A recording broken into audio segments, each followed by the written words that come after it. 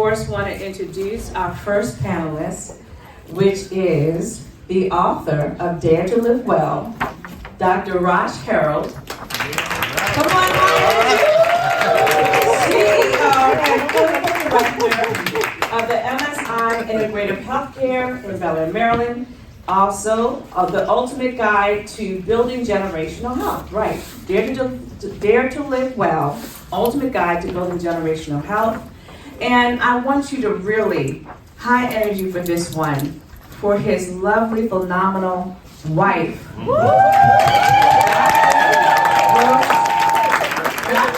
Joyce Harold.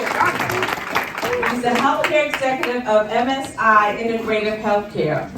And so she put this beautiful program together. They make an excellent powerhouse team, and we're glad to have her on the panel. Yeah.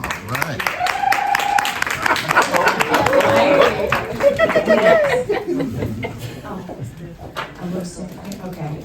Next, we have nurse practitioner Ebony McCoy of the State of the Body LLC. We gave her a hand, and now we also have Dr. Melissa Boyd, clinical psychologist and children's book author. Next, we have Karanja, Smith. She's a healthcare executive and a life coach. Robin Stokes, certified health minister and community advocate. All right. And then the special guest we have here, and I love this, is we have Kiana Mack. He's an RN and former athlete. All right. All right. And Caleb Harold. He's our student panelist, middle school student, and student athlete. Right. So we welcome them all to the panel right now. And as I said before, there are some questions that were already submitted by a lot of you. I'm going to stand over here so you can see them. And I'm going to start with a general question that was submitted via the invite, okay? And so the first question, what is the best way to choose a primary care physician? And when you answer the question, if you're answering it for the first time, just reiterate your name and who you are and what you do, and then answer the question. So what is the best way to choose a primary care physician for our panel? Hello, my name is Kiana Mack. Again, I'm a registered nurse. I specialize particularly in pediatrics. I just wanted to give a quick thank you to Dr. Rosh and Ms. Joyce for allowing me to speak here today. So obviously I'm a little on the younger side, so my parents have introduced me to all of my physicians. However, they have given me the autonomy to allow me to give input on what I like about them. And it's so funny because I was just telling the story to somebody else that when I was younger, we had this physician and she retired and she moved, and then we got a new physician. And I was probably like maybe 10 at the time. And I had to work up the courage to tell my mother that I did not like the way this doctor was speaking to me. And it was hard for me, I remember, because I have respect for authority. That's how my parents have taught me. And this is a doctor. You know, they're supposed to know everything. And so I had to work with the courage to tell my mother that I did not like my doctor. And she allowed me, she went shopping, I like to say shopping, for a new physician for me. And so what I would like to say to that is that don't be afraid to say that you don't like the person that's caring for you, because it's your health, it's your needs. So shop around if you need to. It might take a little bit extra work, but in the end it'll be worth it because it's your health. Wonderful. Robin Stokes, a primary care physician, if they listen to you have to listen to you. And then she said, you have to like them. And when you have a connection with them, you'll know that they go beyond and really think about what you're dealing with, because they're listening and they're taking it in and they're making decisions on your health. But again, you are your best advocate when it comes to health. So just an additional point, I'm Ebony, the nurse practitioner. You want someone who's going to collaborate with you. So if you bring an idea to them and they have an idea and you guys can meet in the middle with it, then that's going to be a good provider for you as well. Also, if you see someone around you that takes care of themselves, is healthy, ask them who they go to. Because more than likely they're going to have a good provider, and if you admire how they live. So remember, he talked about the two people with the Dare to Live Well, the two. Reach out to someone that you know and say, hey, you seem to be in good fit, you take your health very seriously. Do you have who's your primary care provider? Do you think that I could meet with them as well? How you doing? Karanja Smith. So all of those points are excellent points. You're really looking for a partner in your health journey. You want a partner. There's also surveys. You can look at your primary physicians and see what kind of surveys, how are they matching up against other providers in your area. You know, take a look at what their results are. Their surveys that are coming in, the comments on previous patients. You know, don't just take what they're saying for, you know, the gospel. You need a partner that's going to listen to you, that's going to respect what you're saying about yourself. There was something that I saw on LinkedIn, and I wanted to share with you guys. If your doctor prescribes you medication without first asking you your diet, your sleep, your exercise routine, your water consumption, whether you have any structural issues and the stress in your life, then they are a drug dealer. Whoa! Heard it here first, folks. Wow. And basically, the only thing, I mean, that's powerful, but, you know, if you look at like the root word of doctor, it basically should mean teacher. You should be learning something when you're going to a healthcare visit, something new about yourself. Right? So that's why they exist. I do want to say this since we're talking about primary care, because when I was doing the research in the book, I actually, in chapter 2, I go over overcoming the obstacles, because so many times when people have that one bad negative experience, oh man, they didn't listen to me. Now it's been 10 years and you haven't been back to the doctor. You can't afford to wait. They can afford to be mean, you can't afford to wait. Okay, if that makes sense. So, and then another thing too is that understand that the advent and the explosion of all these urgent care centers, they're good and they're meeting a need to get all of these people out of the ER, but it's not the same as having a primary that's watching you and your family generationally over the years, and they're tracking your blood pressure. They know your habits. They know they're talking about good, healthy lifestyle and things of that nature. But you know, so many people, they're replacing a primary care with urgent care, and that's a very dangerous position for our society, because the bedrock of our healthcare system is a primary care physician. You know, and lastly, WebMD is not your primary care physician. Okay, so I'm talking to the brother in the back. No, I'm just kidding. So WebMD cannot send you out for blood work. If something's going on with your child, you need a good pediatrician, right? You can't just look it up. Okay, this looks like a whatever rash or whatever. When it's something totally different, you might need to get sent out for blood work. You might need routine, diagnosis tests and things of that nature. So they're out there.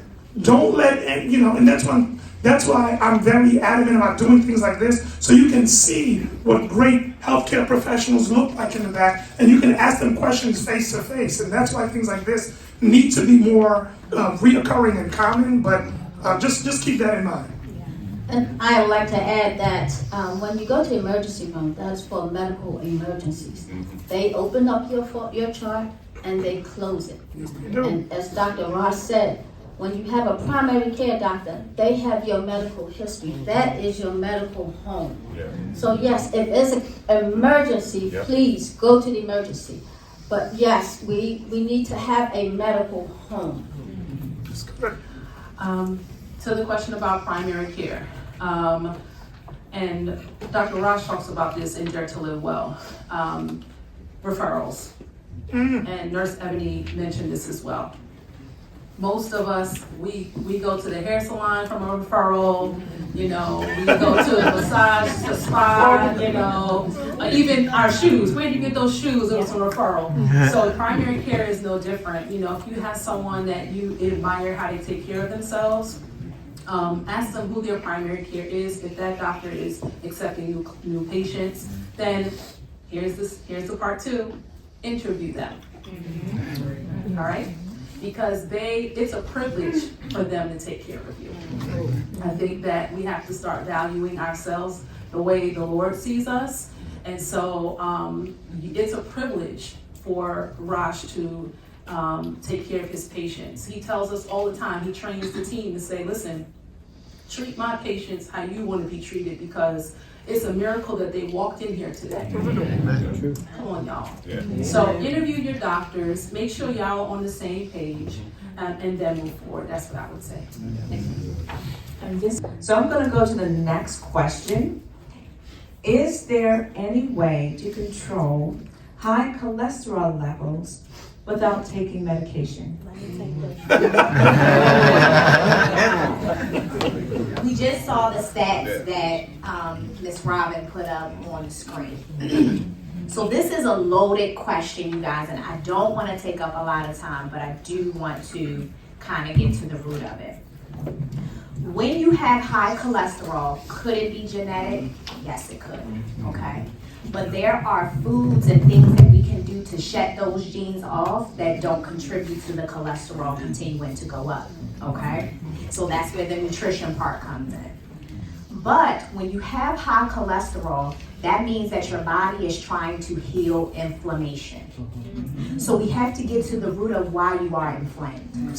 Look at me, okay? When you look at me, you would not think that I had high cholesterol, but I have high cholesterol. We had to do a deeper dive into why my cholesterol was elevated. My mom is sitting right back there. Since a baby, I had it. So is genes playing a factor? Yes. Just recently got some blood work done, you guys. Genetically, I'm allergic to eggs. Genetically, I am allergic to gluten, which causes inflammation in my body. And when there's holes in my body, my cholesterol is saying, hey, we've got to fix this for her. That is why my cholesterol is elevated, you guys. Joyce, no, we go walking.